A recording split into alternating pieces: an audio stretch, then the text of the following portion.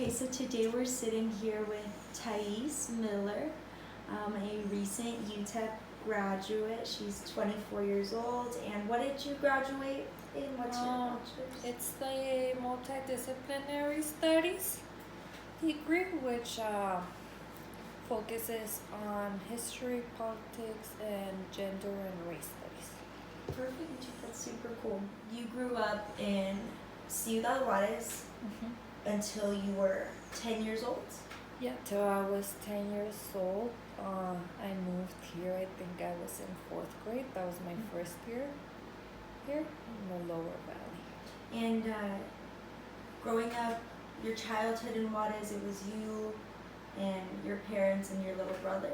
Yeah, it was my parents and my little brother and I in a little community in Juarez, close by the bridge. But yeah, we lived there till I was 10, but I was born in Chihuahua, Mexico. Okay, dude, that's really cool.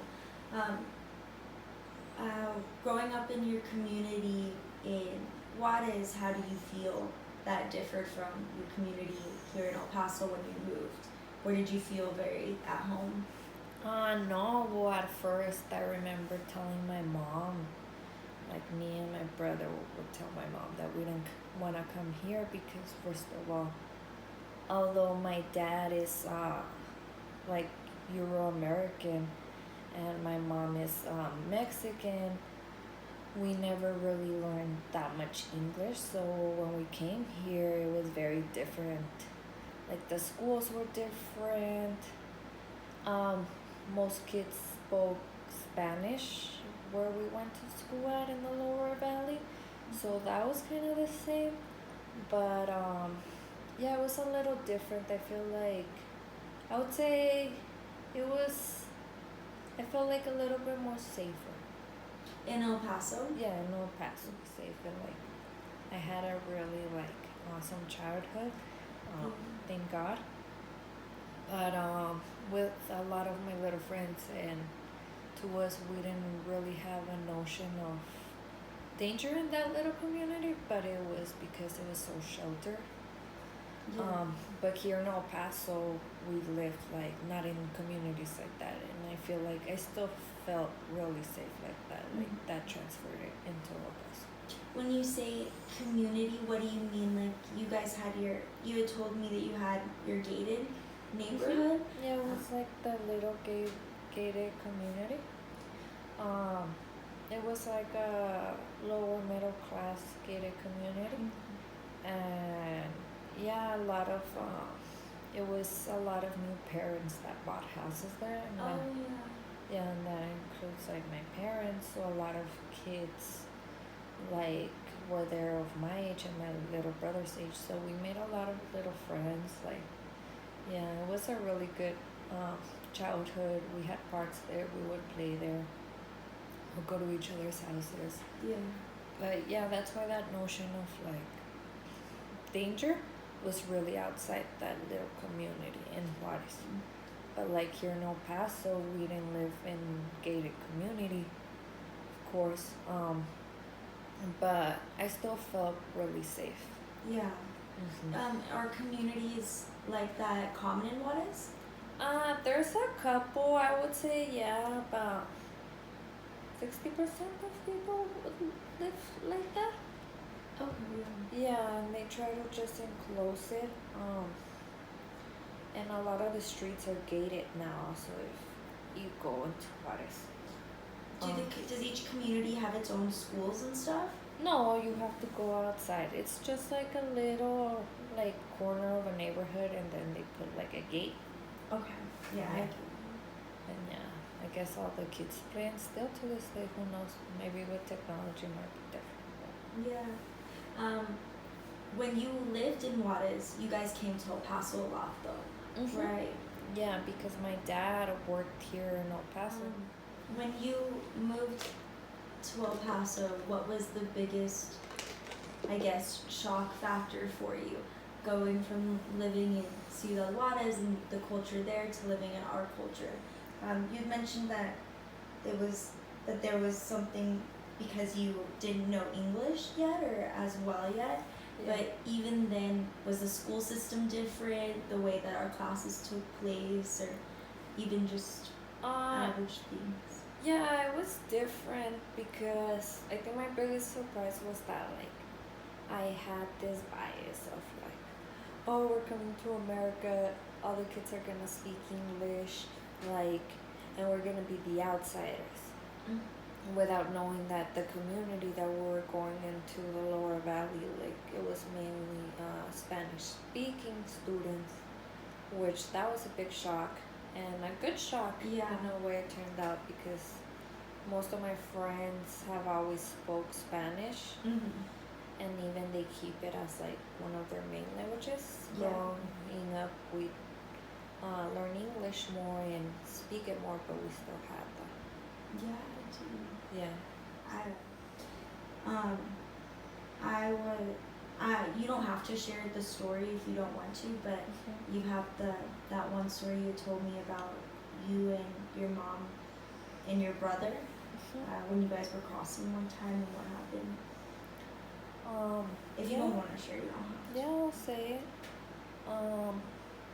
Well, seeing everything that went down, still going down. I heard in this news broadcast called Democracy Now! That last week, this court had this ruling for ICE to release a lot of the children due to COVID, but they weren't gonna release the parents. Yeah. And they don't have no structure, so how they're gonna keep in touch with the parents? They even just release the parents too. But that's something that's going on, like that trauma. Oh my God. That made me like 2 years ago rethink of not exactly something like that, but for a little kid to be separated from your parents just for 5 minutes, that is some trauma that stays with you your whole life. Like with me, my mom would cross with me and my brother downtown to like go shop sometimes. And one time we were crossing and my mom's more darker skin than I am. So they said I was 7, my brother was like 5. And they said to her that if we were her kids, and I was like to me, even at that age, like my little brain was like how could you even say that? Like we're showing you our passports, like same names. And he just told my mom that she needed to back away from us and that she had kidnapped us. And it was so off so fast. And they just like pushed my mom back and then like separated me and my brother from my mom. And my brother was like crying and screaming like what the hell is going on? I was too like in shock. I was like, what's going on? Like where are they taking my mom? Because they took her to some other room, and then they took me and my brother to this other room, and we were crying. I was crying more because my brother was freaking out. Like I still remember like his screams and cries. Like he kept showing them that passport a little. But yeah, we were there I think for like an hour, and finally like yeah, they let us go. And my dad had to come in, I guess.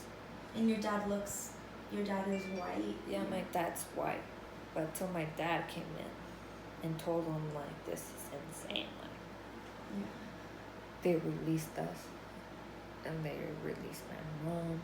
And I hugged her so much. But yeah, that's something. What did she tell you guys when you were in the car? That was the first, like, I don't know, I would say like lesson to me of, I don't know, all this privilege that looking a certain type of way gives you. And it was real, and it was on the face. And she said that some people are gonna treat you not so nice because of the way of your skin, and they did that to her.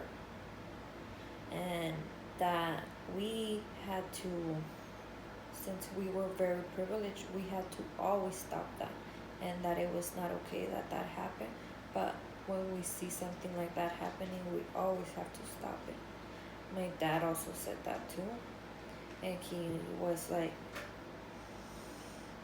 he just made it very clear, like, this is not right, like, but some people in this country has history of that.